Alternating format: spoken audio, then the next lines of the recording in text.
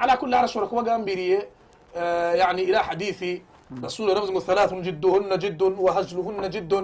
ngwari ibintu bitatu mu dini w'Islam kubivuga wabukomeje cyangwa se wabubulaga wikinira ngo kwa Allah bibarwa nk'ihame yani byitwa ngo bizabaye ثلاث جدهن جد وهزلهن جد gihari ibintu bitatu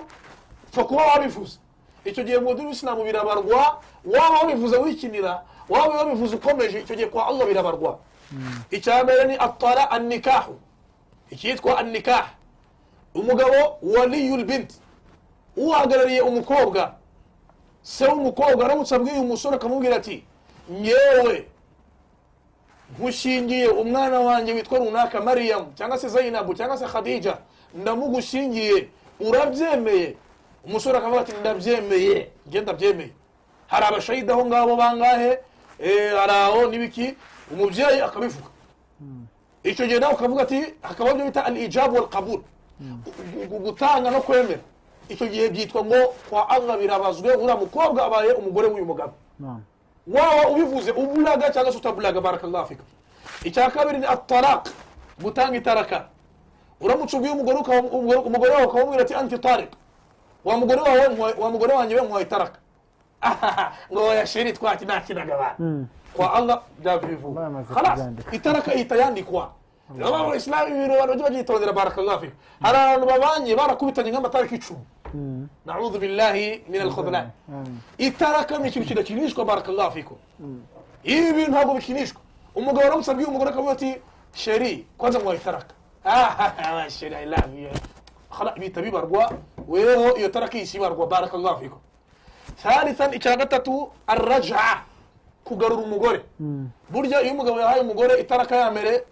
ndetse no kutaraka ya kabiri umudamu eda itararangira umugabo aba afite ububasha bwo kugarura uwo mugore akamubwira ati raja'tuki ndakugaruye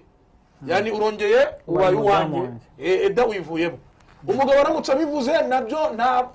ntabyo kwanga ribeshya aramutse abivuze ngo ndakugaruye sheri ngo dorero na ubwo rero nawe uraje wirengagije ibyo wakoresheje muri byatuje muri itaraka tok subira kwa Allah birabarwa ngo wakugaruye eda yarangiye eda yivuyemo خلاص ibintu bitatu rasul aravuze ngo ntabwo bikinishwa barakallahu fikum uretse nibi ngiyo Islam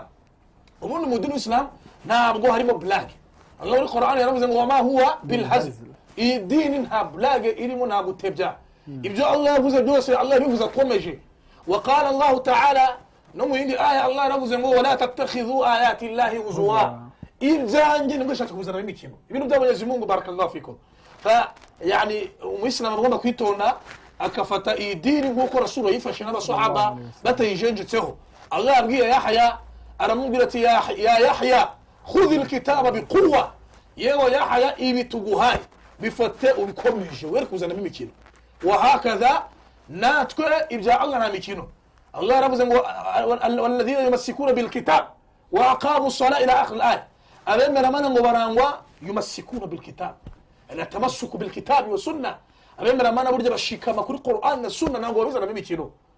abo nibo bemera mana nyabo wa nasallallahu an yajalana minhum Allah dushire muri abangaba Allahumma amin.